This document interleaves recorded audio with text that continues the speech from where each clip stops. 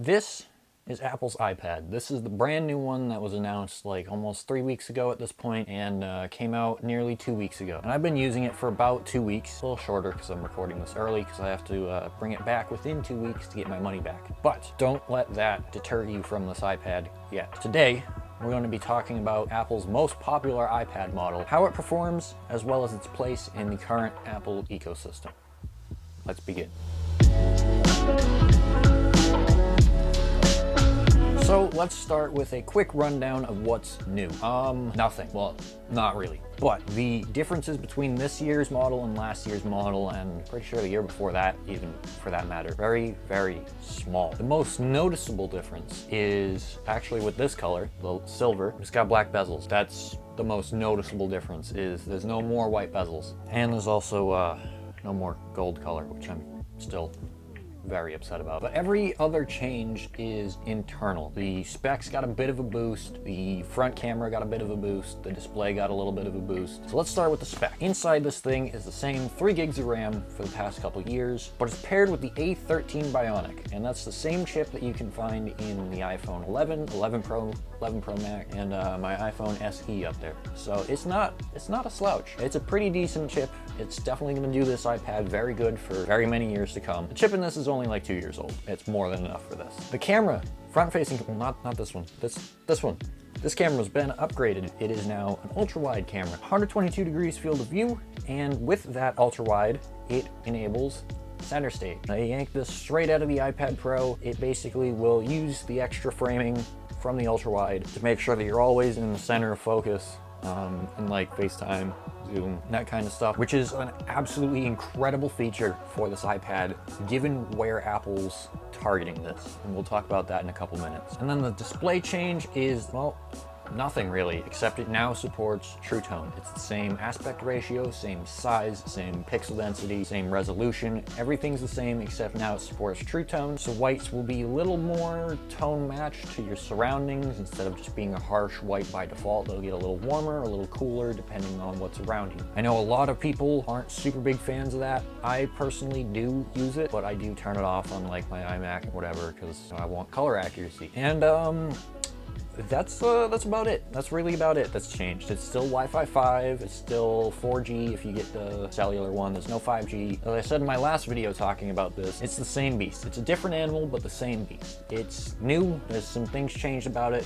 To most people, gonna be the same thing as last year. So, where is this targeted? What does Apple intend to achieve with this iPad? Well, it's $330 for plebeians like myself and you. If you get it for education, so if you can prove that, like, you know, you have a .edu email address, a valid one. I've tried that with a fake .edu and they told me to go pound sand. Smart little bastards at the Genius Bar. But if you're buying en masse for a school, or if you're buying it for education, for, you know, your tablet to take notes on, it's $299, so $300. Now, it doesn't seem like much, but again, if you're at school and you're buying hundreds of these, like 4, 5, 600, that $30 adds up quick. Think every 10 iPads you buy for your school, you get another one free. It's not actually that bad. And this, I feel, is mainly targeted towards education. It's mainly targeted towards the schools that are going to be buying this in bulk. It's just enough to get by comfortably. It's not just enough to barely get by where you're kind of juddery and laggy, whatever.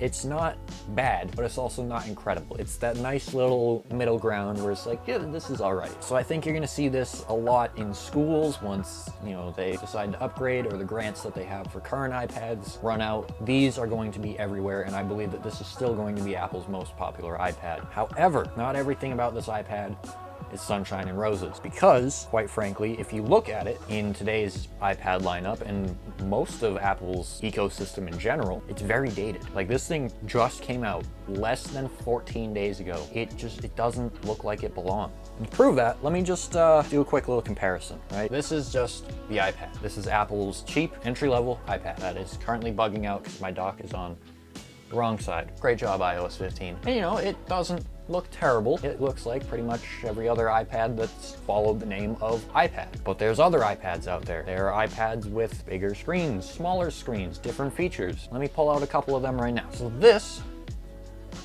is the iPad Air. This is a $600 iPad, a little more expensive than the regular iPad. However, it looks a little more modern. This right here is the iPad Pro. And if we put it down next to the iPad Air, we can start to see a little bit of a trend, right? And that trend is further solidified when we bring in the iPad Mini into the picture. If we put that right here, right next to the iPad, the differences become very apparent. One of these things is not like the others. One of these things just doesn't belong. I think that's the biggest problem that they have with this iPad. Everything else is good enough, right? It's spot on, it does what it needs to do, nothing more, nothing less.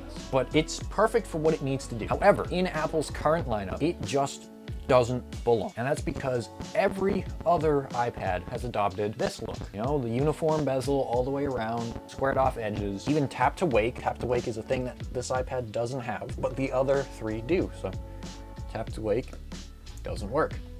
Tap to wake works fine. It is the only iPad that still has a home button, still has a lightning port, still has dual stereo speakers. Everything else has 4. It is the only iPad to retain usage of the original smart connector accessories. So the original smart keyboard thing, you know, like this stupid little origami folding thing. I can't even do it right. This stupid thing. The only iPad that still uses that. It's the only iPad, only Apple device that still uses this, the first generation Apple Pencil. It's one of those things where it's good enough, but it's gotta change. One of these things is not like the others. One of these things just doesn't belong. When you compare it to everything else in Apple's ecosystem, especially when you put it side by side with the other iPads they offer, it is the odd one out. It almost feels like a different company made this tablet and Apple's just selling it. It doesn't feel like an Apple device when you compare it with these other 4 iPads. Everything else uses the Apple Pencil too. Just kind of sticks onto the side, magnetically charges it, whatever. There's nothing here. So my conclusion is this. I'm returning mine. I don't need it. I have an iPad Air, an iPad Pro, and an iPad Mini. I have a whack load of other older iPads. Quite frankly, I just don't need this one. So I'm gonna bring it back, get my money back, and hopefully use that money towards one of those MacBook Pros that are supposed to be coming out shortly. If you're looking at getting one, it's not a bad purchase. If you have one from last year or even the year before, and it's running fine, might be a little bit of a bad purchase. It's still a good iPad, don't get me wrong. They did just enough to it to make it feel current enough to kind of fit in, but not too much to it to kind of like cannibalize the iPad Air. It fits, it just doesn't feel like it should. Again, if you have the 8th gen, which I talked about up here in this video, if you have the 8th gen or even the 7th gen, and it works fine, like it's not dying, it's not exploding, whatever, battery still holds its charge.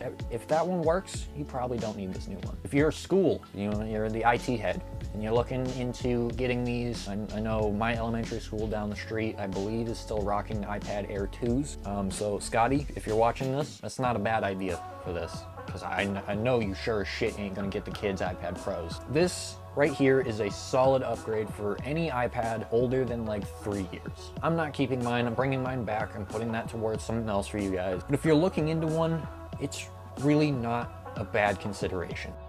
I hope you guys enjoyed. If you did, be sure to leave a like, subscribe. If you're watching this on an iPad, leave a comment telling me what iPad you're on. And if you're looking to upgrade, let me know which ones you're looking into. Love to have a discussion about that. And I will see you guys in my next video. Take care.